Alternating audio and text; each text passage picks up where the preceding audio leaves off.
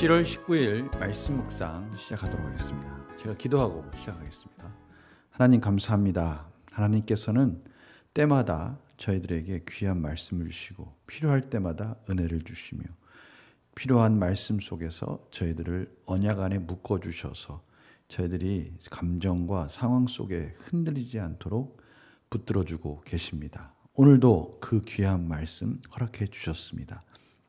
오늘도 이 말씀 가운데 저희들을 묶어주셔서 세상 속에서 흔들림 없이 승리하도록 인도하여 주시옵소서.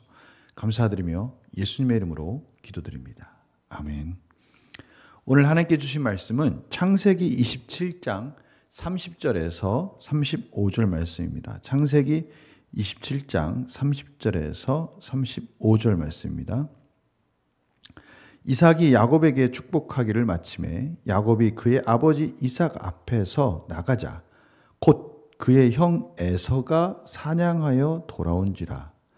그가 별미를 만들어 아버지에게로 가지고 가서 이르되 아버지여 일어나서 아들이 사냥한 고기를 잡수시고 마음껏 내게 축복하소서. 그의 아버지 이삭이 그에게 이르되 너는 누구냐? 그가 대답하되 나는 아버지의 아들 곧 아버지의 맏아들 에서로소이다. 이삭이 심히 크게 떨며 이르되 그러면 사냥한 고기를 내게 가져온 자가 누구냐? 내가 오기 전에 내가 다 먹고 그를 위하여 축복하였은즉 그가 반드시 복을 받을 것이니라. 에서가 그의 아버지의 말을 듣고 소리질러 슬피 울며 아버지에게 이르되 내 아버지여 내게 축복하소서. 내게도 그리하소서. 이삭이 이르되 내 아우가 와서 속여 내 복을 빼앗았도다. 아멘. 오늘 참 비탄의 큰 소리가 아버지에게서 아들에게서 나오고 있습니다. 오늘 공통적으로 33절에 이삭이 심히 크게 떨며 이르되 아주 강한 두려움과 이 탄식에 또 가슴이 철렁 내려앉는 그런 이삭의 안타까운 모습이 또 에서가 34절에 그의 아버지의 말을 듣고 소리 질러 슬피 울며 이 두 부분이 지금 묘하게 비교되면서 아버지도 심히 크게 떨면서 에서에게 나에게 고기를 가져온 자는 그럼 누구냐 이러면서 안타까워하고 있고 에서도 소리를 질러 슬피 울며 아버지 제게도 축복하여 주소서라고 부르짖고 있는 모습이 병행돼서 등장하면서 지금 이 상황이 얼마나 안타까운 상황인지를 보여주고 있습니다. 충격 그 자체입니다. 이 언약의 축복권을 지금 에서에게 가야 할 것을 아버지가 자신의 의지와 상관없이 야곱에게 간 것을 보면서 이 이삭은 두 가지 마음이 교차되는 거죠. 자기가 얼마나 어리석었던가. 그 어리석음은 하나님께서 분명히 큰 자가 작은 자를 섬길 것이다 라는 그 말씀 속에서 야곱에게 장자권을 줬어야 되는데 그렇게 하지 못했던 자신의 어리석음이 있겠죠. 또 하나는 장자인 에서에게 장자권을 주려고 했던 그 자신의 의지가 여지없이 무너진 이 인간의 연약함과 분별하지 못하는 이 연약한 모습 속에서 그 모습조차도 하나님께서 어떻게 이 상황을 이끌어 가셨는지를 깨달았을 때 그 충격, 정말 대단한 충격이었겠죠. 오늘 바로 그 장면이 나오는 겁니다. 오늘 이 장면이 얼마나 극적으로 연출되었는지요. 오늘 30절 보십시오.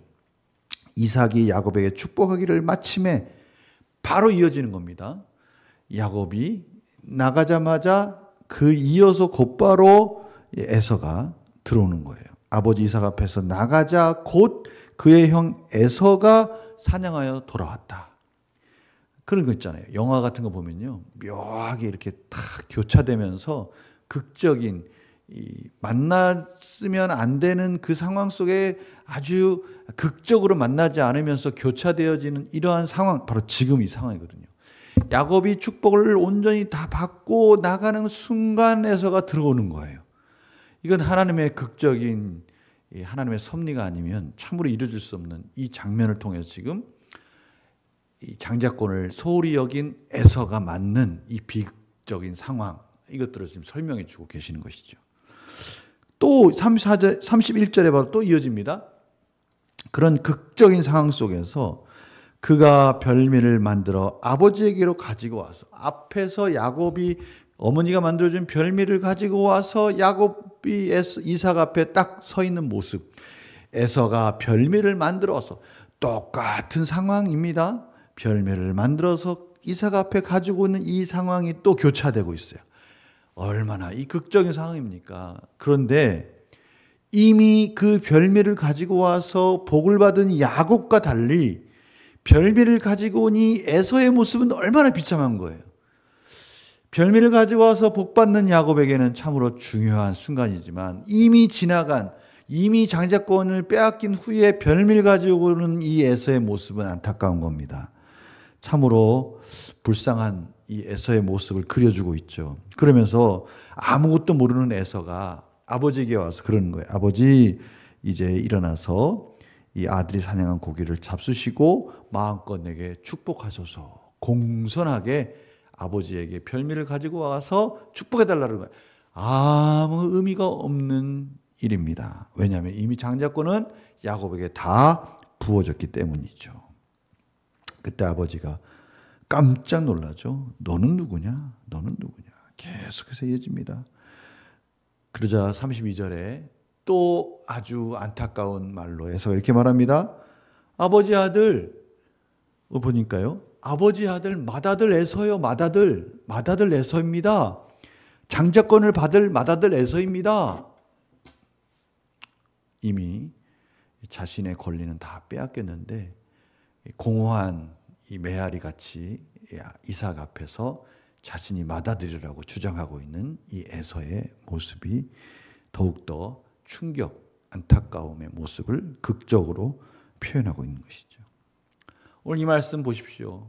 그때 울리는 두 울림, 아버지의 떨리는 목소리, 에서의 부르짖는 울음소리가 크게 울려 퍼지면서, 장막 속에서 울려 퍼지면서 이 비극적인 상황이 얼마나 안타까운 결말로 이어졌는지를 보여주고 있습니다. 연구와 묵상 질문입니다. 이삭은 왜 에서에게 내 아우가 와서 속여 그의 복을 빼앗았다라고 말합니까? 이삭 나름대로는 자신도 속았다고 말하는 것이죠. 그런데 속은 겁니까? 아니죠. 어떻게 보면 자신이 분별하지 못하고 또 야곱이 찾았을 때 그것을 알았다면, 야곱이 속이고 왔다는 것을 알았다면 그것을 바르게 하나님이 원하시는 방법대로 올바르게 장자권을 주었을 것입니다. 또한 이것이 지금에 와서 이러한 모든 일들을 말한들 무슨 소용이 있겠습니까? 회개하고 돌이켜서 이제 이미 장자권은 하나님의 말씀대로 됐으니 이 가족 간의 갈등의 문제를 해결해야 되는 것이 가장의 역할 아니겠습니까? 그런데 지금 이삭은 그 마무리까지도 지금 제대로 하지 못하고 있는, 분하고 있는 이 에서에게 아차 내가 실수했구나 에서야, 그렇지만 이 모든 일들 속에서 하나님께 은혜를 구하자라고 또 에서를 달래고 또 두 형제 간에 이러한 화해를 도모했어야 되는 거 아니겠습니까? 그런데 마치 아담과 하와처럼 자신이 피하기만 하면, 자신이 누구에게 책임을 전가하고 자신이 이 상황만 모면하면 되는 것 같이 그렇게 처신하고 있는 이삭의 모습은 정말 더 안타까운 것이죠. 느낀 점 보면요, 자신이 영적 분별력을 잃어 문제가 발생했음에도 다른 사람에게 책임을 돌리는 이삭의 모습을 보면 무엇을 낍니까? 오늘 말씀은 저희들에게 이렇게 말씀하시는 것 같아요. 하나님께서 책임질 줄 아는 것이 하나님의 자녀다움이다, 이렇게 말씀해 주세요. 우리가 잘못한 거, 실수한 거 있을 수 있죠. 우리 삶 속에 늘 그러한 일들이 반복되지 않습니까? 그럴 때 이미 연약한 우리의 이 모습을 겸손하게 하나님께 내려놓고 책임 있게 이제 하나님께 돌이킬 것은 돌이키고 또 책임질 것은 책임지면서 하나님께 은혜를 구하는 겸손의 자리가 바로 이 자리인 것이죠. 오늘 우리가 책임져야 될 자리인 거예요. 그럴 때 하나님께서는 아담아, 하와야 라고 부르실 때는 회개하고 돌이키면 용서할 준비를 하고 계시는 거잖아요. 피하고 도망가라 이렇게 말하시는 거 아니지 않습니까? 하나님께서 그러한 음성으로 계속 부르시고 우리에게 깨닫게 해주십니다. 성령님을 통해서 깨닫게 해주세요. 주님이 베드로에게 찾아가십니다. 베드로야, 내가 나를 사랑하느냐? 내가 나를 사랑하느냐? 내가 나를 사랑하느냐라고 계속 물어보시는 것은 이제 베드로에게 용서하시고 돌이켜서 하나님의 뜻 가운데 나아가라고 말하는 거예요. 간음에서 잡힌 여인에게 이 주위에 지금 누가 있느냐? 아무도 없지 않느냐? 나도 너를 심판하지 않을 테니까 가서 다시는 죄를 짓지 마라. 주님은 용서해 주시죠. 그리고 그 죄를 지은 것에 대해서 회개하고 돌이켜서 책임 있게 그 다음을 살아가기를 원하시는 거 아닙니까? 오늘 말씀도 바로 그런 동일한 그런 문맥상에 이제 앞으로 펼쳐질 것에 대해서 언약을 신실하게 완성하실 하나님이 저희들에게 지금 말씀해 주시는 거예요. 우리에게 하나님의 말씀 가운데 우리가 얼마나 연약하게 무너지는지, 그럼에도 불구하고 그것을 이끌어 가신 하나님, 우리가 그 자리에서 이제 하나님께 은혜를 구하고 책임 있는 자리로 나아가야 된다 말씀해 주시는 것이죠. 그래서 결단과 적용도 바로 그겁니다. 최근 내 잘못을 다른 사람의 탓으로 돌리거나 책임을 전가했던 적은 언제입니까? 다른 사람에게 책임을 미루지 않고 나를 먼저 돌아보기 위해 구체적으로 무엇을 실천하겠습니까? 무엇을 실천하겠습니까? 가장 중요한 적용이 있죠. 말씀이 우리의 거울입니다. 말씀을 통해서 저희들은 변화돼야 되죠. 야고보서 말씀해 보면 우리가 말씀을 보고 그 말씀 보고 내 자신이 어떠한 잘못을 하고 어떠한 부족한 점이 있는지를 깨달았다면 돌이켜서 바꾸고 결단하고 행함으로 나아가야 된다고 말해주는 것이죠. 말씀의 행함이 우리를 변화시키는 거예요. 감동받지 않고 은혜가 없으니 나는 이걸 안 행할 거야. 이게 아니라 말씀은 항상 행함 후에 그 후에 하나님의 은혜가 임한다는 것을 말씀해 주고 계시잖아요. 거울을 보고 여기가 좀 뭐가 묻었네. 여기가 좀 뭐가 좀 이제 좀 고쳐야 되겠네 라고 말을 하는데 그리고 그냥 가버리면 거울을 보는 의미가 없지 않습니까?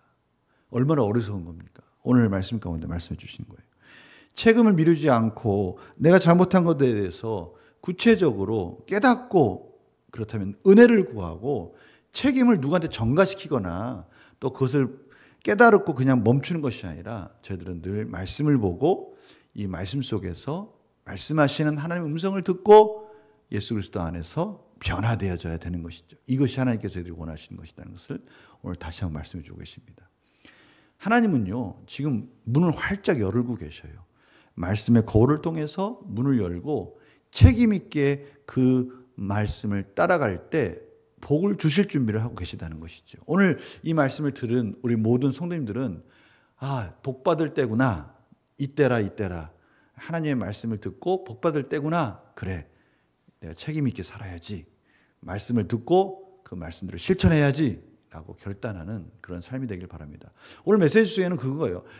인간의 연약함, 이삭의 연약함, 에서의 경솔함, 또 이 야곱의 이 조급함, 또 리브가의 이 헛된 열심, 이런 것들 온갖 뒤죽박죽된 인간의 연약함을 보여주는 거예요. 그럼에도 불구하고 하나님은 계속해서 돌이켜서 여전히 하나님의 말씀을 완성해 가고 계십니다. 오늘 이 부분을 저희들이 깊이 깨닫고 말씀을 통해서 말씀의 거울을 통해서 행동하고 책임 있게 실천하는 믿음으로 나아가시는 복된 삶이 되기를 간절히 축원합니다. 기도하겠습니다.